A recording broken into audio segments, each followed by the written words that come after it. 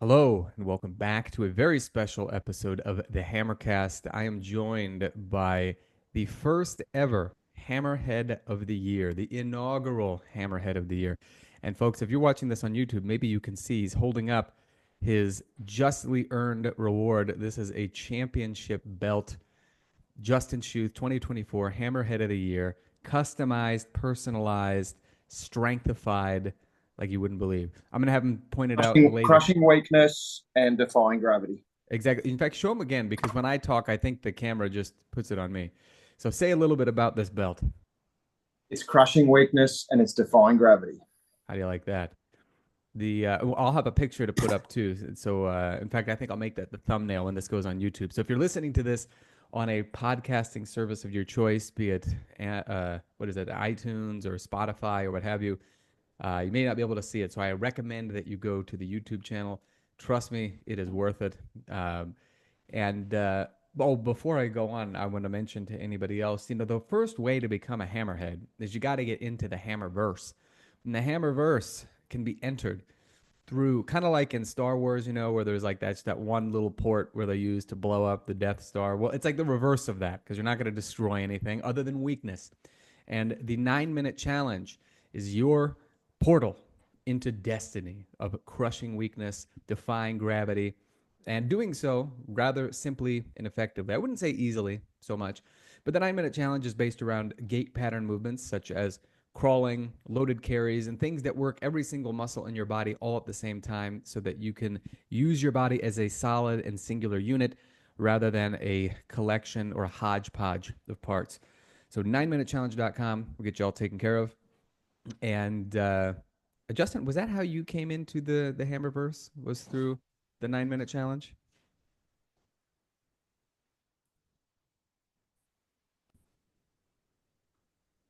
No, actually, I didn't come in the 9 minute challenge. I was before that, and it was the kettlebell and body weight. Ooh, It was an 8-week challenge. 8 week challenge. However, that's not where I started. I did come in when that was going, and I have done the 9 minute. I have done the 9 minute challenge multiple times. It's a good thing. It's good for beginners. It's good for experienced. You can do it as a finisher. You can do it as a warm up, or you can do it as standalone, depending on where you're at. It works for all of those. So yes, Nice. So you're but a real OG in that regard. yeah, it actually came. I actually came to the Hammerverse, and it would have been via some of your friends, via our mutual friend Pierce Mm. Kwan in Australia, and via Tim and Danny, because I was looking for someone at the stage to combine OS bodyweight and kettlebells. I don't think there is anyone else really doing that. But really, why I came to you is that I was broken at the time, and I was looking something to continue my training because I was broken. And how was I going to keep training while broken? So that's how I ended up getting into the Hammerverse. And I remember that very. I think this was maybe back in like what was it, 2020 or 2021, something were thereabouts. Yeah, 2020. We've been working together nearly 4 years now. Yeah. Oh no, it'd be over 4 years now. Came to you. It was December-ish, and I said I had problems with both my elbows at the time, and we can go into that further if you want. But Mhm. to continue training, I came to you looking for kick ass actually, Yeah. That was a great because one. I Yeah. thought, well, if I can't do stuff with my elbows, maybe straight arm work is what to do. Yeah. And So yes, remind me about the elbows. Remind us anyway, because if yeah, anybody's never had an elbow problem, it's debilitating yeah, because it's not just your elbow bending, but it's also moving your hands, your yeah. fingers, like all of that really hurts. So over the last, I'd say, 10 years, I've had both my elbows operated on, and this is prior to working with you. Mhm. I've had bone chips removed out of both my elbows at different times. Some of them are the size of, well, one of them was the size of a small river pebble. So significant, Wow. significant chips. Sorry, no longer have them. Otherwise, I'd have show and tell up on the Of screen. course, That would yeah. be. So I've had those removed, which then allowed. I actually had a stage there with my elbows where when the chips got into the wrong spot, I actually couldn't straighten my arms. Like it would be to a certain extent, and then they couldn't straighten any further. But basically, I came to you looking for for the kick SAS program, because at the stage elbows super painful. I actually had golfer's elbow and tennis elbow in both arms. Wow. Which led to the stage where it's actually affecting my sleeping and everything at night. I was at the stage where I'd had scans done on them. I was about to go for platelet injections, platelet-rich plasma injections, PRP injections in both tendons and both elbows. But I actually couldn't get into the doctor to get the referral after having the scans, couldn't get into the PT to see anyone. And I went, well, let's go for the meathead solution. And here we are. Wow. And I actually remember back further now when you're talking about how did I get into the Hammerverse, although I had heard our friend Pierce and I had heard Tim and Danny refer to you, it wasn't the kick sass. It was actually Hanguary, because you did the podcast with Tim and you were going Hanguary. That's the stuff I need to do. Wow. That would have been January of 2020. That's yep, correct. 5 years ago. Wow. It's incredible. Well, one of the things that I think is particularly interesting. Now, there obviously, let's say, surgery sometimes is the only solution for something like bone chips in your elbows and things like that. But I think a lot of people put outsized importance on surgery and medical intervention. Not to say that there's never a purpose for it, but you made a good point. You said, you couldn't see another specialist to get injections. You couldn't get in to see a PT. And this is where a lot of people give up and they're like, this is just my life now. But you were like, no, I'm gonna see if if this is something that I can take control over. And that's a sort of a thing that, even if you don't find the solution immediately, that mindset, I think, sets people up for a lot more success than failure. Absolutely. I've been training. Look, my background is, Alex, I've done a podcast with you before, so people can go back and hear my full background. But essentially, high school, college swimmer. After that, discovered beer and girls. Yeah. Blew out to 104 kilos, which in your terms is about 230 pounds. I'm only 5'10", which is 178 centimeters, so I'm not a big fella, but got fat and unfit, and then started to get back into shape myself, training myself basically probably I would have been in my early 30s. So I've been training consistently, but on and off for, if you take out the high school, college stuff, for 20 years now. I'll be turning 50 this year. Wow. So I've been training on and off with various different methodologies in that time. And I got to the stage before I came to you where training sucked. Everything hurt. Like I said, couldn't sleep at night. And that's when I came to you. I started with those simple programs. They started to work, but I needed more help. Went to the one-on-one training with you. And that's when the meathead or hammer magic happened. That's super cool. And I'm especially curious too, because I've gone through, probably everybody listening has gone through at least some experience where they thought maybe this will never get better. And so that starts to affect your psyche. It starts to affect how you view yourself. It's like your confidence and so on and so forth. But once we started working together and you started doing some of the oddball drills that I had you doing, in addition to the strength and the resilience that you started to get back, like what were some of the other things? Like, did you have like a new sense of like hope for your future abilities or what? I'm 20 years into a career outside of my training, which has a 50% dropout rate by 5 years. Wow. I'm 20 years into the career. I'm still going strong. I will choose when to hang my spurs up, so to speak. I won't be forced to hang my spurs up like a lot of people do. For those who didn't listen to my last podcast with you, I'm a large animal veterinarian. It's a very physical job. But I guess the thing that was affecting me the most when I was having those issues was that I honestly didn't know if I'd be able to continue on in my chosen career, because I need elbows to move, to do stuff all day, every day. So that was a big problem. I also said to myself a long time ago that not only do I want to be still playing with my kids when my kids are now teenagers and leaving home, but I still want to be able to keep up with the grandkiddos when they come along as well. Mm-hmm. And let's face it, I'm very competitive. You know me. I just don't want to keep up with them. I want to dominate them. Of So course. yes, Yes, and I like that attitude too because I think that John F. Kennedy, one of America's great presidents, once said that as soon as you settle for second best, that's exactly what happens to you in life. And I think if you settle for, oh, I just want to be able to, be able to at least keep up with the grandkids.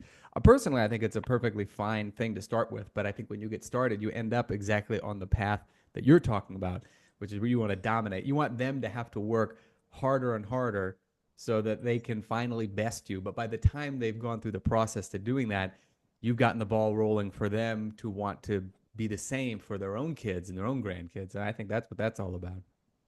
when you've got three teenage daughters too, you also want to dominate their boyfriends. Let's just Yes. face it. I'm not going to mince words there. Yeah. So yes, You want them to have a healthy fear of you. So if you say, correct, yeah, have my daughter home by 10:01 p.m. If she's home early or late, you're in trouble. And bam, you can just set your watch to it.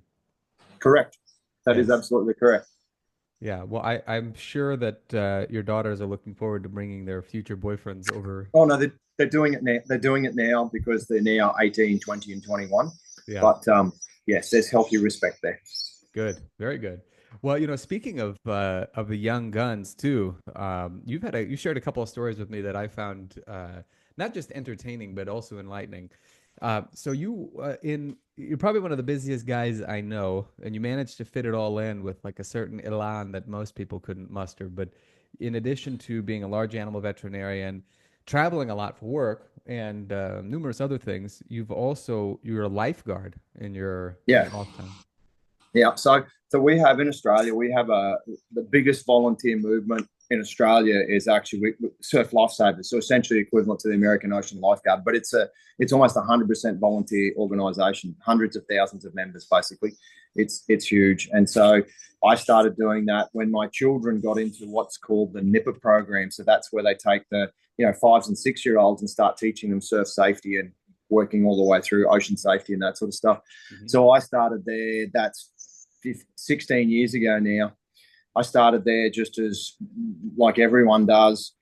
In a lot of things, you start just being the coach for the kiddos, and then got the tap on the shoulder. Well, you should start doing a bit more. So now I'm actually one of the volunteer lifeguards, and more than that, I'm actually at our club. I'm the training officer. I'm the one who trains all the new lifeguards basically. So apart from my very full-time career as a large animal veterinarian, I also have a very full-time volunteer career as essentially what you guys call an ocean lifeguard outside of my work. And that's a pretty physical job too. I'm probably one of the few who never did, but I never grew up watching Baywatch. All my friends did, of course, because there's like Pamela Anderson and Donna D'Errico and all these other pretty ladies. Yeah. I think my parents, it was like verboten in the house. They're like, no, you're not going to watch that. It was tough to get them to get me to watch The Simpsons, but I won out on that, and I think that was a decent trade-off. But um, I think anybody who grew up watching Baywatch or any of these other shows, like that there's a very strongly physical component, and you're as you mentioned, you're going to be 50 this year, and a lot of the other lifeguards are quite a bit younger. And Yeah, so we also have a cadre of professional lifeguards. So of course, volunteers can't be working during the week. So for school holidays and these things, when there's during the week, we have professional lifeguards who work there. So and they do. They look like David Hasselhoff in their prime, and yeah, and the ladies, who my daughter is one of them, as we've discussed before, they definitely. Well, she doesn't quite look like Pamela Anderson. She's not that fake. She's actually very fit, but yeah. um, yeah, that's how they look and how they go, and they are as fit as the Hoff looks. That's how they go, and I train those guys Yeah. essentially. And not only that, but they've earned, let's say, the kind of respect that you would expect from somebody who is maybe they would view as one of their peers. Like Yeah, you told me speaking of your daughter, you told me a funny thing about yeah, they pulled a couple of guys pulled your daughter aside and asked her a question. Tell us that story. yeah. So basically, my lovely daughter was out working some shifts with the other lifeguards, and one of them pulled her aside and just said, "Hey, Sophie, is your dad on roids?" And if you know me, I'm actually the most anti-drug person you'll ever meet. So the clear answer is hell no. But that's a very backhanded compliment. I'll take that and run with it. Yeah, yeah. Well, you know what? I think I would definitely take that as a huge compliment as well because Yeah. I think in part it's due to the fact that not only are you fit and you're muscular, but you can outwork these other guys too. So they Yeah. think they view age and getting older as something where it's like an inevitable decline, and because for them everything is easy now, and they see most of the people who are your age or older as perhaps not being in the best of shape. So in their minds, it's like ipso facto, he must be gaming the system with roids. Yeah, I'm definitely fitter, stronger, and I would say healthier now than I was in my 20s. Hmm. I'm not back to those glory days of the which you'll never get back to. Crappy Bruce Springsteen referral, but anyway, that's okay. I'm not back to where I was in my really early 20s when I was, late teens, early 20s when I was high school and college swimming. Like I'll never get back to that. And I don't intend to either Yeah. because that's what it is. I don't have the time to train 5 hours a day and every Exactly. day, 5 days a week. And that'll never happen. But I am definitely fitter, healthier, and stronger than I was in my 20s. I'm fitter and stronger and healthier than I was in my 30s. And I'm in the 40s now. So, and I intend to stay like that well into my 50s or 60s. That's exciting stuff. Oh, and longer. Like I'm not stopping. Like, No, of yeah, course, of course. Now I want to ask too about your daughters because you mentioned your daughters. They train with you. Now, do they were they correct. always into training with you even before you got into kettlebell training, or is that a more recent? Yes, no, absolutely. It's something I've fostered. It's something I've fostered ever since they were little ones. When I was in my early 30s, I got into a real phase. Like I was into a real jogging, running phase. That was the thing. And I thought that was the thing you needed to do. I was in a small country town. I didn't have access to a very small country town, population 300. We Wow. didn't have access to just anything. And so I just started running. And my youngest daughter at the time my eldest daughter at the time would have been two and a half, and I would take her with me. I'd take her in the pram, and then we had another one at that stage who was probably 6 months old. That's Sophie, my middle daughter. So I'd take both of them in the double pram, go jogging. It got to the stage where the eldest one, Abby, go, hang on, daddy, I run with you. And so we started running together. And we were probably running together, oh, I'm trying to think when, probably till they were like early teens. So we would do a lot of running, and that was probably the start of the training. At that stage, my daughters got into swimming just like their dad did. I was also swimming at that stage as well, quite a lot of that still, and they were into that. So training with dad in terms of the running, or training with dad in terms of, well, they're going to their swimming lessons / swimming training, but dad might be in one of the other lanes doing his thing. That was a really common factor to have. Yeah. And as they progress through their swimming careers, and even to the point it would have been when we started working together, I'd go and take them to the pool for their swimming training, and I'd be out in the park outside or in the parking lot doing my kettlebells and battle ropes and all the other stuff I was doing at the time. So we've always had a history of some sort of, if not training together, training at the same time. Yeah. And now it's a big thing for us. Like even my wife doesn't train with me. She doesn't like it. I probably do a few too many crazy things that she doesn't like. But we generally, when I'm at home and I'm not away at work, our training time, we all train in the mornings, and it's family time. So you might find in my courage corner, which is here, which I'd like to call my man cave, except it's not. It's usually full of me plus 2 to 4 other females. Yeah. Uh, there's people in here doing all sorts of training, their own. So yeah, You, that's how it works. So it's almost family time, and some of the weekends our sessions actually extend out to far longer than they should, because we're not only training but having quality family time at the same time.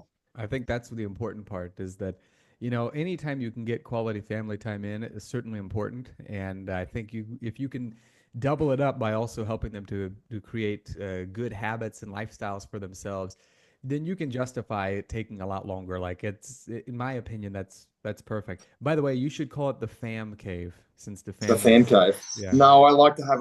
Look, I've got. three teenage, not so much teenage daughters and a wife. I need my own space. I'm calling it the man cave, and I don't care. Perfect. Well, you can rest easy knowing that, according to Pavel, this was at my RKC back in, it'll be 15 years ago this October, after the grad workout. We had a good mix of men and women. He said, "Congratulations, you have all become better men, even the ladies." So you can still call it the man cave, and the ladies can still train there. It's Pavel gives it his Well, seal of approval. but some of the times the training together with them is excellent too. Like one of my favorite photos I have somewhere when I was in one of my crawling phases where I was right into crawling. I've actually got a photo of when working up to one of the 10-minute crawlings of, I'm pretty sure one of the daughters would have been 12 or 13 at the time, is actually on my back while I'm crawling. Wow.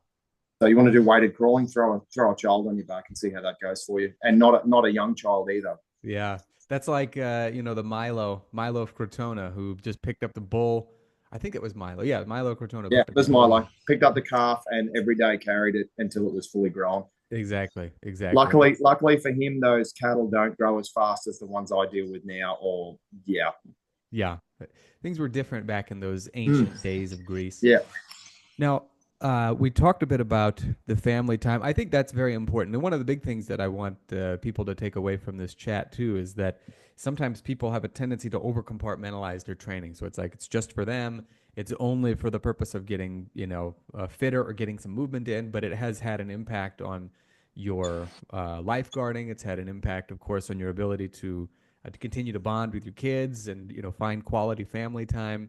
And of course, it's made you a lot stronger, fitter, healthier. It's given you your career, or it's potentially kept you in your career even longer. What are some of the other hidden benefits that you've noticed from training Hebrew hammer style over these last few years? I just like it. Let's just Uh-huh. face it. I like doing it. Like that's how it is. I get in. I don't have trouble training every day. Now it doesn't mean that I'm doing crazy stuff every day. It doesn't mean that I'm coming in a pool of sweat and not being able to move for the next 3 days after training every day. But it means it's giving me the ability and the flexibility, and not flexibility as in mobility. I'm talking about flexibility in the way I train to be able to do something every day, and also to be able to sort the wheat from the chaff in terms of what is good training and what's not good training. I see some of the stuff that's out there and go, that's complete rubbish. Yeah, I'm like everyone else. I probably have exercise FOMO like most other hammerheads do, but you of can course. sort the wheat from the chaff and chuck the junk out.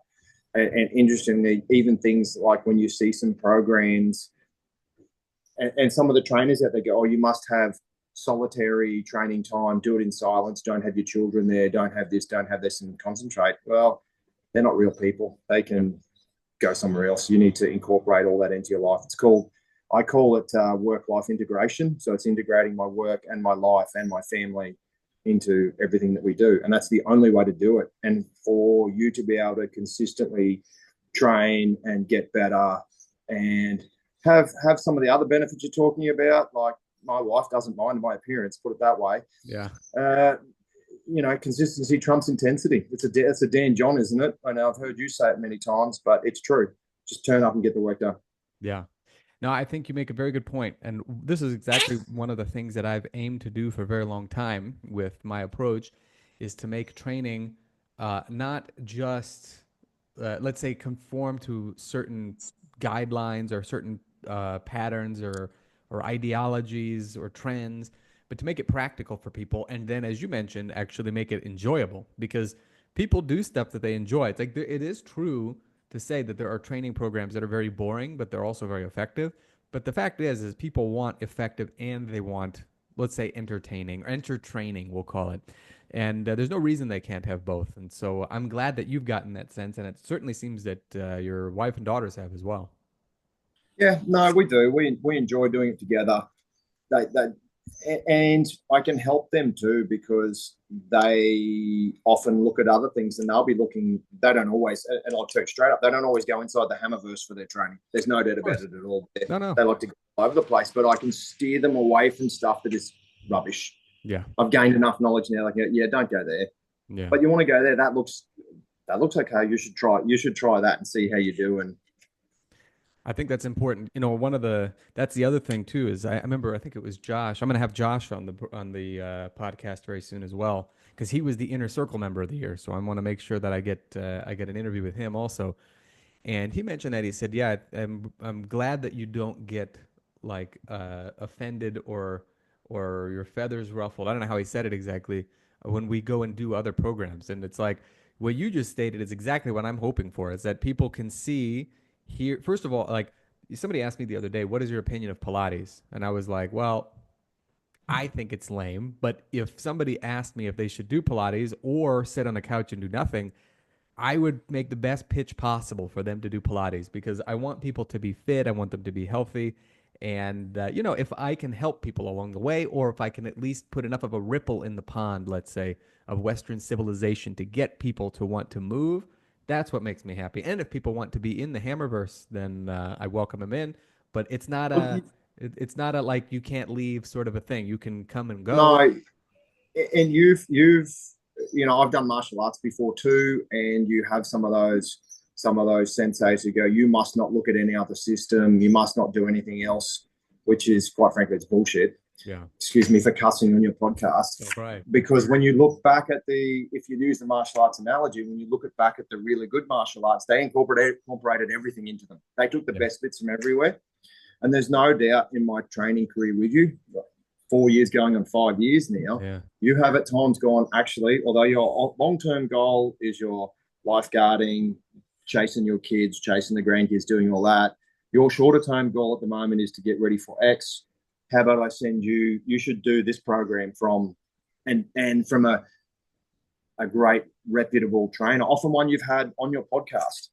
Yeah. So you've sent in those directions, gone, you should do this in the short term. By the way, let's get this and let's put the hammer spin on it so that you don't get the overuse injury from just doing clean press squat. Let's get you adding some crawling in, adding some OS, adding some other body weight stuff so that you don't flare up those old injuries that you've got and you can keep world domination within your reach. Absolutely.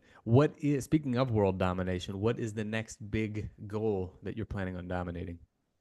Oh, well, I'm on my way after having done your bodyweight mastery course when you came to Australia March last year, Yeah. my domination goal at the moment, apart from becoming strong as you can be, my domination goal is to really nail the 6 movements we did in the bodyweight mastery course. And that will be a big achievement for me, considering that I have occurred some other injuries in the meantime. Nothing to do with the training. That's been to do with outside events, which have caused some fairly good injuries on me, and nothing that I could have done anything training wise that would have been able to prevent them.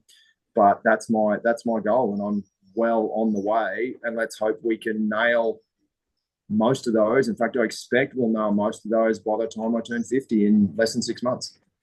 I think it's definitely achievable. And for those who are interested in what he's referring to, we're talking about pull-ups, which you can do in abundance already. Pistol squat. Yeah. You've got to work on, I think, just the ankle mobility because you had the ankle tweak Correct.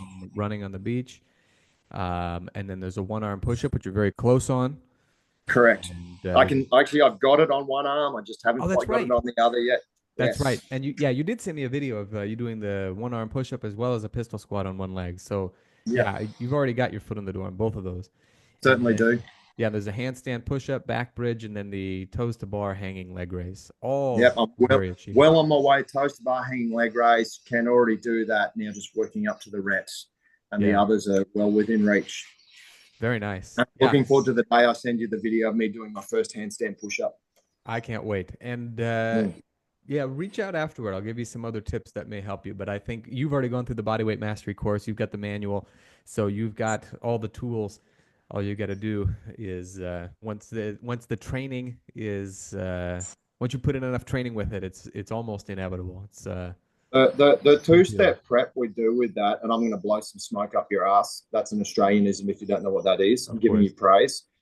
The two-step prep, so the combination of the OS plus the isometric movements to get your body ready to do those body weight movements and kettlebell movements, but I haven't really done the two-step prep much with the kettlebell movements, but it'll be transferable.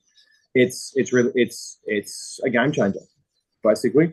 There are other people out there who recommend isometrics in the body weight stuff, and there's always people who recommend the OS and the body weight, but nobody's combining it together like that to get the best bang for your buck, and it makes a difference. It makes a huge difference.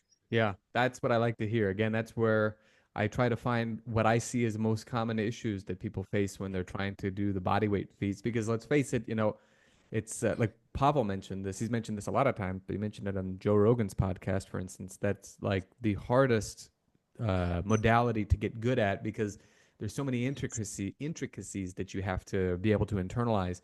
And I think that two-step prep work really seems to help, and it gets people's mind muscle connection working better. It gets their movements greased better, and so I'm glad that you are already And noticing. and if you've got high mileage body like me with multiple injuries from different stuff, it makes your joints feel better. Yeah, Like that's seriously, huge. people, it makes your joints feel better. That combination of isometrics plus OS, it really does make your joints feel better.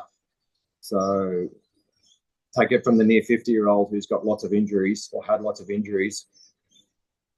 Just do it. Yeah, that's what I like to hear. You heard the man. And Justin, why don't you just show us just one more time the?